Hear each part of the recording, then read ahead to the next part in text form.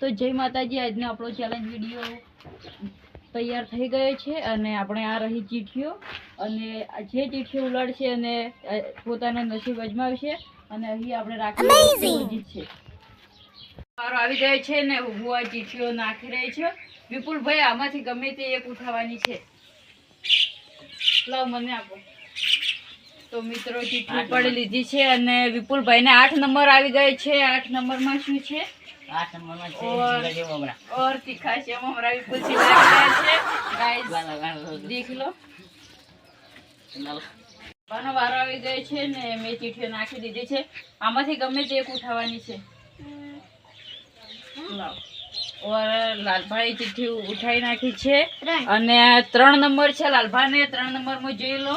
3 number में जलेबी जलेबी लालपाने તમે જોઈ લઈ શકો છો કે લાલભાને જલેબી લાગી ગઈ છે અને આપણે આ ચીઠી મેને મૂકી દઈશું. તો મિત્રો અર્જુનસિંહ નો વારો આવી ગયો છે અને અર્જુનસિંહ ગમે તે એક ચીઠી ઉઠાવશે અને અર્જુનસિંહે ચીઠી ઉઠાવી દીધી છે. કેમેરામાં બતાવી દો. 7 नंबर અને મિત્રો 7 નંબર ઉપર અર્જુનસિંહ ને લાગી ગઈ છે એક સ્મૂથ મિલ્ક ચોકલેટ અને અર્જુનસિંહ ખુશ થઈ ગયા છે. ચોકલેટ મળી છે.